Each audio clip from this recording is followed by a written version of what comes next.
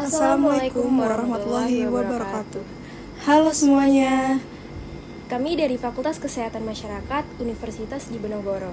Kami dari kelompok 6, kelas 4D.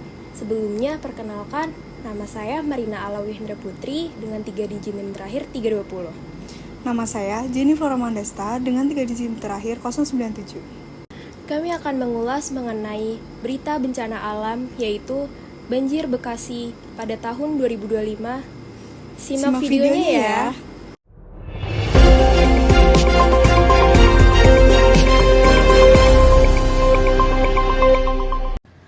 Banjir bandang tak hanya terjadi di kawasan Kabupaten Bogor dan Sukabumi. Daerah seperti Bekasi dan bahkan Jakarta juga tak luput dari terjangan banjir. Banyak pemukiman terendam banjir hingga mencapai atap rumah. Banjir merendam kawasan pusat perbelanjaan di Bekasi, Jawa Barat. Lantai dasar Mega Mall Bekasi terendam banjir.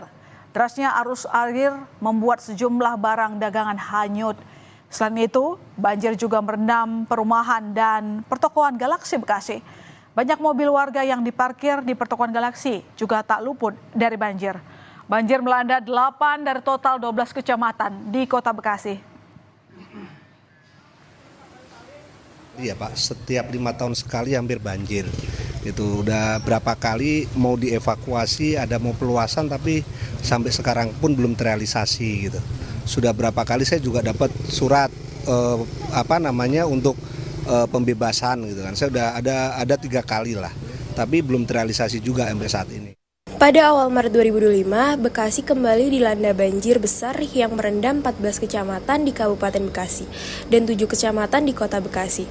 Berdampak pada 52.000 penduduk. Hari ini kita akan pelajari penyebab, dampak, dan cara pencegahan banjir berdasarkan kajian ahli. Penyebab banjir Bekasi, menurut Profesor Suratman dari Fakultas Geografi UGM, banjir Bekasi 2025 tidak semata-mata disebabkan oleh intensitas tinggi. Ada beberapa faktor penyebab utama. Yang pertama, alih fungsi lahan, daerah tangkapan air, pertumbuhan penduduk yang mendorong perkembangan masif, mengurangi area reservoir air karena konstruksi yang tidak bertanggung jawab di zona konservasi di perlindungan. Kedua, perubahan permukaan bumi ketika area yang seharusnya menyerap air hujan dialih fungsikan menjadi bangunan, air tidak dapat terserap dengan baik dan mengakibatkan banjir. Ketiga, kepadatan konstruksi di daerah aliran sungai pemukiman yang memadati area basir mengganggu aliran alami air, seperti yang terjadi sepanjang Kali Bekasi yang menerima limpahan dari Kali Cikeas dan Kali Ciliwung. Banjir Bekasi 2025 menimbulkan dampak serius. Yang pertama, 52.000 penduduk terdampak langsung. Yang kedua, ribuan rumah terendam hingga ketinggian 1-2 meter. Yang ketiga, aktivitas ekonomi terhenti. Yang keempat, kerusakan infrastruktur jalan dan fasilitas umum. Yang kelima, resiko penyakit akibat air kotor dan sanitasi buruk. Yang terakhir, kerugian material mencapai miliaran. Solusi dan pencegahan banjir menurut Profesor Suratman ada 4.